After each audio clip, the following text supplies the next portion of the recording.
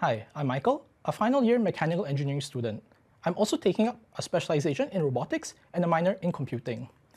I've been doing robotics stuff forever, so it's kind of natural that I would eventually pursue an education in it.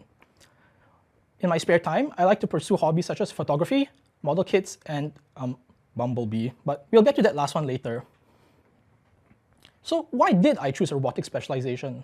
Well, I've always had a passion for system design and development, so I could actually develop these skills in a robotics specialization. This also allows me to branch out into other disciplines such as computing, electrical engineering, and machine learning. This diverse skill set would then also allow me to pursue diverse career options such as manufacturing, research, or defense, to name a few. So I'd like to highlight some courses I've taken throughout these few years that I found quite interesting. In ME 3243, I had to design a planner and controller for a robot to run a simulation maze. In ME 4242, I got to experiment with different materials in the development of a soft robotic system. Finally, in ME 3241, although not part of the robotics specialization, it was a fun foray into microprocessor and assembly code, which culminated in my team having to design our own little game that ran on real Game Boy hardware. So, courseware is good and all, but if I had to point to the one thing that made me a better engineer at NUS, it would be my time at Team Bumblebee. Bumblebee is a multidisciplinary project team that is entirely run by students comprising CDE, SOC, and School of Business. Here, we develop autonomous maritime systems. Our fleet consists of the Autonomous Underwater Vehicle, AUV 4.1, the Autonomous Aerial Vehicle, Jellyfish 2.0, and the Autonomous Surface Vessel, ASV 4.0.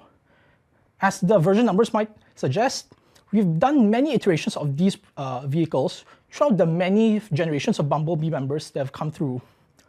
Besides this, we also develop support equipment and systems to better our operational capabilities. So, at Bumblebee, as engineers, we work alongside members from other disciplines in order to build, integrate, and develop our systems. By having members from different disciplines, you're able to cover our blind spots in the design process, which allows for a more well-rounded system overall. Besides this, we take the time to learn from industry professionals. As you can imagine, maritime robotics is quite a niche and complex field, so we appreciate all of the help they can give us. Finally, we rigorously test our systems in the real world. Come competition season, you might find us at the USC Pool or Republic of Singapore Yacht Club testing our systems day in and day out to ensure they perform their best. On a more personal level, there's something quite special about going from theory to practice and taking what you've learned in class, developing a system, and fabricating it as well. From there, you're able to integrate your system, and when it works, it's fantastic. But of course, sometimes reality doesn't agree with simulations, and that's quite sian. But that's all part of the iterative design process. Finally, Bumblebee has given me the opportunity to go overseas for competitions such as RoboSub or Robotics.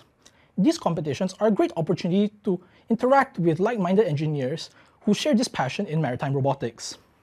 At these competitions, not only are systems tested, but our team's organization and management as well. Good luck finding a metric screw at Home Depot when you've forgotten it in Singapore. Throughout these 3 weeks we're overseas, our team cooks, cleans, eats, and if all things go well, sleeps together, all in preparation for our finals run. Throughout these 3 weeks, it is a hectic rush, but in hindsight, I find it to be a fun experience that you cannot get elsewhere. Or maybe that's just the Stockholm Syndrome speaking, who knows. Either way, Bumblebee is not the only engineering team you'll find in NUS. I highly recommend you guys take a look around, and if you find something interesting, give it a shot. You'll be a better engineer off for it, and who knows, you'll make some friends along the way. For more information on our new robotics course, do check out the first link. For more information about other courses, check out the second link below. Thank you.